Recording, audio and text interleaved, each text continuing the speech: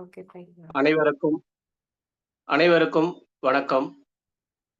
ஓசோவின் மனம் இறக்கும் கலை என்ற நூலில் இருந்து இப்பொழுது சிந்திக்க இருக்கிறோம். வாழ்வின் வலப்புறமும் மரணத்தின் இடப்புறமும் ஒன்றையொன்று சார்ந்துள்ளது. வாழ்வின் நீச்சலை பொறுத்து மரணத்தின் நீர்நிலை. வாழ்வு கருநிறமாக, மரணம் எருதாகிறது. வாழ்வு பூரணமாக, மரணம் தெய்வ முகமாகிறது. முதியவரின் இறுதி மூச்சு குழந்தையின் முதல் மூச்சாகிறது. உருவம் வேறாக, உட்பொருள் அது அதுவாக. வாழ்வுக்கும் சாவுக்கும் இடையே நூலிலை இல்லை. நான் வளர வளர அகங்காரம் கோட்டை சுவராக. பிரித்தது அகங்காரம் இவ்விருவரை. ஜீரணித்து ஜீரணித்து ஏப்பம் விட்டது என் கடவுளை. எங்கோ பிரிந்து போனது வாழ்வு, எங்கோ மறைந்து போனது மரணம். சேரவே விடாமல் பார்த்து கொண்டது பற்று. இதை சும்மா விடுமா ஆன்மா? பிரிந்ததை சேர்க்க முயன்றது தியானம். தியான ஞான பெட்டகத்தில் மூச்செனும் புத்தகத்தை படித்தேன். ஆணவச் சுவர் இருக்கும் வரை வாழ்வெனும் காதலனும் மரணமெனும் காதலியும் சந்திக்கவே வாய்ப்பில்லையென இச்சுவர் விழாமல் எப்படி பிறக்கும் ஆன்ம குழந்தை என்பதை உணர்ந்தேன். வாழ்வின் கொண்டாட்டத்தில் மரணத்தின் புன்னகை. இதை கற்கவே வாழ்நாள் முழுவதும் செலவாகிறது. வாழ்ந்தேன் என்பதை சொல்ல வேண்டியது மரணம். மரண பயம் உடல் தொடர்பில் உண்டாயின. அத்தொடர்பால் என்னுடையது எனும் மாசுக்கள், என்னுடையது பணமாக, என்னுடையது குணமாக, என்னுடையது ஞான அனுபவமாக, என்னுடையது புண்ணியமாக, எதாக இருந்தாலும் விட்டுவிடு. விடும்போதே ஆன்ம வறுமை. இவ்விடத்தில் வாழ்வென ஓடினேன், இவ்விடத்தில் வாழ்வென ஓடினேன், அவரிடத்தில் வாழ்வென ஓடினேன், அப்பொருளில் வாழ்வென ஓடினேன், போதனையில் வாழ்வென ஓடினேன், இறுதியில் தோற்றேன். ஓடி களைத்து சரணடைந்தேன் குருவை. திசை திருப்பினார் உள்ளே போவென. பகுத்தறிவென யாவும் அறிந்ததில் உள்ளே சென்றதில் யாவும் மாசுக்கள். பகுத்தறிவென யாவும் அறிந்ததில் உள்ளே சென்றதில் யாவும் மாசுக்கள். ஒவ்வொரு நொடியும் மூச்சால் குளித்தேன், ஒவ்வொரு நொடியும் மூச்சால் குளித்தேன். எண்ணத்தை சரி செய்தேன், சொல் சரியானது. சொல்லை சரி செய்தேன், செயல் சரியானது. செயலை சரி செய்தேன், குணம் சரியானது. குணத்தை சரி செய்தேன், வாழ்வு சரியானது. வாழ்வை சரி செய்தேன், மரணம் சரியானது. அங்கே தெரிந்தது மரணம் முடிவல்ல, மிரட்சி அல்ல, பயமல்ல என. அருவியை ரசித்தேன், நதியை ரசித்தேன். இங்கே இரண்டின் உயிரோற்றமும் ஒன்றே. அருவியின் மரணம்தான் நதி என்பது புரிந்த எனக்கு வாழ்வின் ரசனை மரணம் என்பது புரியாமல் போனது. அருவியின் மரணம்தான் நதி என்பது புரிந்த எனக்கு வாழ்வின் ரசனை மரணம் என்பது புரியாமல் போனது. வாழ்வின் ஒவ்வொரு அடியிலும் மரணமும் கூடவே வந்து கொண்டிருக்கிறது. மரணத்தின் மேடையிலேயே வாழ்வின் நாடகம். மரணத்தின் தவத்திற்காகவே வாழ்வின் தியானம். ஒரே சுடராக குருவாக எரிந்து கொண்டிருக்கும் மரணத்தையும் வாழ்வையும் தரிசிப்போம். வீடு மாறுகிறோம், வாழ்வு ஒன்றேதான். நான் யாரெனும் உச்சம் தொட ஏதுமில்லை அச்சப்பட.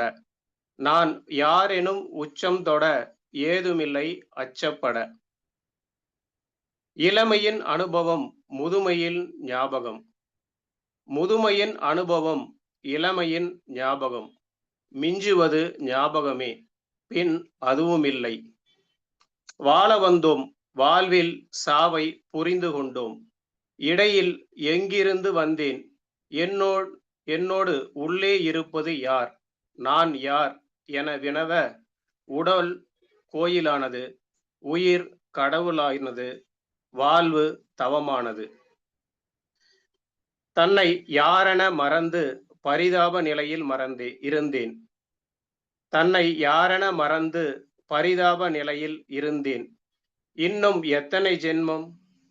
அரண்மனையை தூரத்தில் இருந்தும் சுற்றுச்சுவர் சுற்றியும் வாசலோடும் ஏக்கமாய் பார்ப்பது. உள்ளே சென்றேன், பிரம்மாண்டம் வெளியில் இல்லை. உள்ளே சென்றேன், பிரம்மாண்டம் வெளியில் இல்லை. அதன் உள்ளே அண்டரண்டம் கடந்த பொருள் யாவுமானது யாதுமற்றதாய் நிர்குணமாய் விழிப்பாய் அமர்ந்திருக்கிறது. எங்கிருந்து வந்ததோ பனித்துளி அங்கே சென்றே தீர வேண்டும். இறப்பு வரவேற்கும் தாய்முகம். எங்கிருந்து வந்ததோ பனித்துளி அங்கே சென்றே தீர வேண்டும். இறப்பு வரவேற்கும் தாய்முகம். என் பிறப்பு வாழ்தலுக்காக, என் சிறப்பு சாவதற்காக. ஆனால் என் வாழ்வின் ஆக்கிரமிப்பு என்னை தவிர யாவரும். என் பிறப்பு வாழ்தலுக்காக, என் சிறப்பு சாவதற்காக. ஆனால் என் வாழ்வின் ஆக்கிரமிப்பு என்னை தவிர யாவரும். இது வாழ்விற்கு நான் செய்யும் துரோகம். ஆக்கிரமிப்பின் கட்டுப்படுத்தலில் எப்படி கிடைக்கும் விடுதலை? ஆக்கிரமிப்பின் கட்டுப்படுத்தலில் எப்படி கிடைக்கும் விடுதலை? எண்ணத்தை திணிக்கும் சமுதாயம் ஒட்டி வாழ்ந்தாலும் வெட்டி வாழ்ந்தாலும் இங்கே. விருப்பு வெறுப்பு இருக்கையில் கிடைக்காது சமநிலை, திருப்தியுறுமோ மனநிலை. விருப்பு வெறுப்பு இருக்கையில் கிடைக்காது சமநிலை, திருப்தியுறுமோ மனநிலை. ஒரே தவறை செய்யாமல் தினந்தோறும் ஏதேதோ தவறிழைத்தேன். ஒவ்வொன்றிலும் கட்டுற்றேன். கற்ற அனுபவத்தில் பேருற்றேன். அனுபவக்கூடு முழுமையானது, பேரானந்த மையம் தீர்வானது. கற்ற அனுபவத்தில் பேருற்றேன். அனுபவக்கூடு முழுமையானது, பேரானந்த மையம் தீர்வானது. வாழ்வின் காட்டாறு என் பாதுகாப்பு வீட்டை அடித்துச் செல்ல அனுமதிக்க மிகுந்த தைரியம் வேண்டும். வாழ்வின் காட்டாறு என் பாதுகாப்பற்ற வீட்டை அடித்துச் செல்ல அனுமதிக்க மிகுந்த தைரியம் வேண்டும். அப்போதே அழகாகும் ஒவ்வொரு கணமும். அப்போதே அழகாகும் ஒவ்வொரு கணமும். கவனமாய் எடுத்து வைத்தேன் ஒவ்வொரு அடியும். அப்பொழுது கவனமாய் எடுத்து வைத்தேன் ஒவ்வொரு அடியும். முன்கூட்டியே தீர்மானிக்கும் வாழ்வில் கல்லறையோடே நடமாடினேன். முன்கூட்டியே தீர்மானிக்கும் வாழ்வில் கல்லறையோடே நடமாடினேன். சூழலுக்கேற்ப சந்திப்பில் எதிர்கொள்ளும் ஆற்றல் பெற்றேன். சூழலுக்கேற்ப சந்திப்பில் எதிர்கொள்ளும் ஆற்றல் பெற்றேன். வாழ்க்கை இதவென கண்டேன். அறிவு கெட்டாத ஆச்சரியமான வாழ்வு சீரான புகைவண்டி தடத்தில் கிடைக்காது. அறிவு கெட்டாத ஆச்சரியமான வாழ்வு சீரான புகைவண்டி தடத்தில் கிடைக்காது. இப்படித்தான் வாழ்வேன் என்பதில் வாழ்தலை நாமே அளிக்கிறோம். இப்படித்தான் வாழ்வேன் என்பதில் வாழ்தலை நாமே அளிக்கிறோம். மரணத்தில் செய்வதறியாமல் முழிக்கிறோம். வாழ்தலில் ஆர்வம் இழக்கிறோம். ஆற்றல் செலவழித்து சேர்த்த செல்வம், ஞானம், ஆன்மீக அனுபவம் இவை யாவும் என்னுடையது என்பது இல்லாத போதே உயிர்த்தன்மை வறுமையாக இருக்கும். ஆற்றல் செலவழித்து சேர்த்த செல்வம், ஞானம், ஆன்ம அனுபவம் இவை யாவும் என்னுடையது என்பது இல்லாத போதே உயிர்த்தன்மை வறுமையாக இருக்கும். வறுமை என்பது உள்ளே ஏதுமற்ற நிலை. வறுமை என்பது உள்ளே ஏதுமற்ற நிலை. இந்த ஏகாந்தத்தில் கரைக்கவே மரணம். இந்த ஏகாந்தத்தில் கரைக்கவே மரணம். எப்படி சாதல்? எப்படி சாதல் என்பதற்கான கற்கையிலே முழு வாழ்வு சிறப்பாக இருக்கும். எப்படி சாதல் என்பதற்கான கற்கையிலே முழு வாழ்வு சிறப்பாக இருக்கும். வாழ்வு நாம் வாழ இருப்பதே மரணம் எப்படி நமக்கு சிறப்பாக இருக்கும் என்பதை பொறுத்து இருக்கிறது. நம்முடைய வாழ்வு எப்படி இருக்கணும்னா அது சிறப்பா இருக்கணும். அந்த சிறப்பு எதுக்காகனா மரணத்துக்காக தான். நம்ம திரும்ப திரும்ப இந்த 2க்குள்ள மரணமும், வாழ்வும் நடுவுல நமக்கு என்ன இருக்குதுன்னு பார்த்தா அகங்காரம் தான் இருக்கு. அந்த அகங்காரங்கிற சுவர் தான் அந்த மரணத்தையும், வாழ்வையும் பிரிச்சுக்கிட்டு இருக்குது. அந்த அகங்காரம் இல்லாத போது நாம 2 பேரும் ஒண்ணா இணைஞ்சிருவோம். அப்படிங்கிறது தான் இதுல வந்து அவரு முழுசா அதுல சொல்ல வர்றாரு அதுல. இந்த அகங்காரம் இல்லாத போது எப்படி வரும்னா, நம்ம அந்த அகங்காரம் என்னன்னா, இந்த நான் என்கிற அகங்காரம் இருக்கிறதுனால, நாம வந்து அந்த உடலோட தொடர்பு பற்று கொண்டு இருக்கிறோம். அந்த நான்கிற பற்று இருப்பதனால, அங்க உலகத்தில் இருக்கக்கூடிய எல்லா பொருளையும் நம்ப அனுபவிக்கணும் அப்படிங்கிற தன்மை நமக்குள்ள வந்துருது. அந்த அனுபவிக்கிற தன்மை இல்லாத போது, அந்த நான் அகங்காரம் என்பது கரையும் போது தான், அந்த வாழ்வும், மரணமும் ஒண்ணு சேரும்.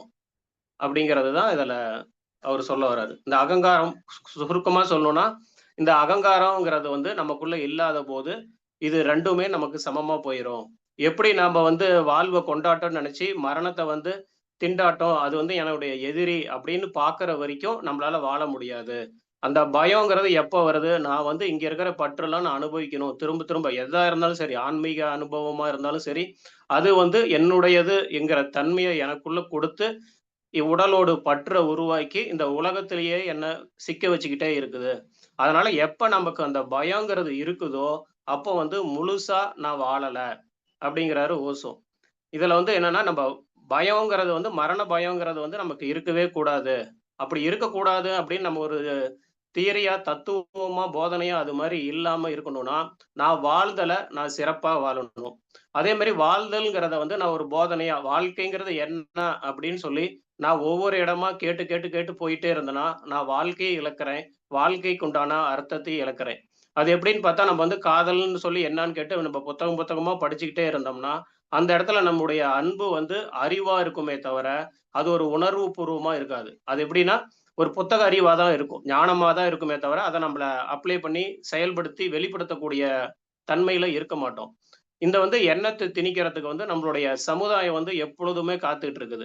இப்ப வந்து நாம்பளா இருக்க விடாம, நமக்கு ஒரு ஆதார் கார்ட குடுத்து இப்படிதான், நீ தான், இதுதான் அப்படின்னு சொல்ற மாரி, நாம வந்து நான் உடல் தான், நான் மனம் தான்னு சொல்லி, நம்ம ஒவ்வொரு இடத்துலயும் அங்கங்க சிக்கிக்கிட்டே இருக்கிறோம். நான் அது ஏதுமற்ற நிலை. நான் வந்து எந்த இதுலயுமே இல்ல. நான் ஒரு தூய ஆன்மா. அப்படிங்கிறது எனக்கு எப்பொழுது தெரிய வருதோ, அப்பதான் வந்து மரணமும் எனக்கு ஒண்ணும் இல்ல. இந்த மரணங்கிறது வந்து இறைவன் வந்து என்னை வரவேற்க காத்துக் கொண்டிருக்கிறார் அப்படிங்கிறது தெரியும்.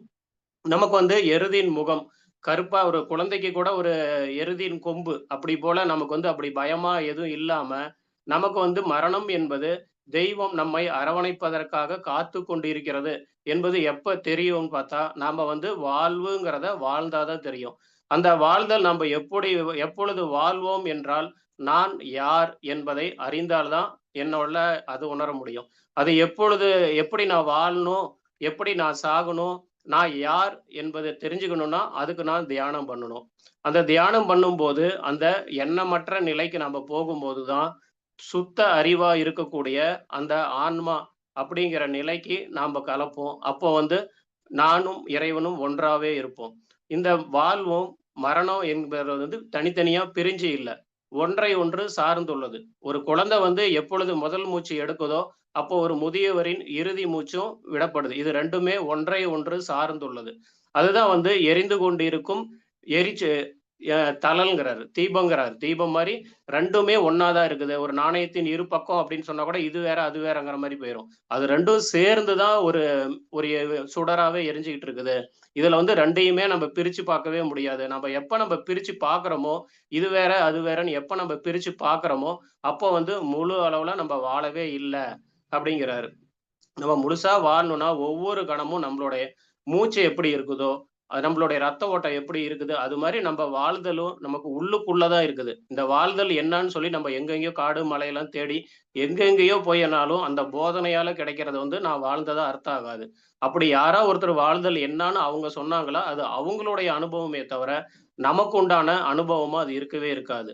நம்ப ஒவ்வொரு அனுபவமா சேகரிச்சு, அதுல உண்டான கற்கையில என்ன அதுல நான் கத்துக்கிட்டேன் அப்படின்னு நான் பார்த்துட்டு, அந்த கருத்துலருந்து அந்த அனுபவம்லாம் முழுசா எனக்கு திருப்தி தந்ததுக்கு அப்புறமேட்டு, நான் அந்த அனுபவத்தையும் விட்டுறணும். அந்த அனுபவத்த ஆன்மீக அனுபவமும் எனக்கு வந்தாலும், அதையும் நான் புடிச்சு வச்சுக்க கூடாது. என்னுடையதுன்னு எது நான் இங்க வச்சிருந்தாலும், அது வந்து திரும்ப என்ன நம்ம இந்த பூமியிலேயே சிக்க வச்சுக்கிட்டே இருக்கும்.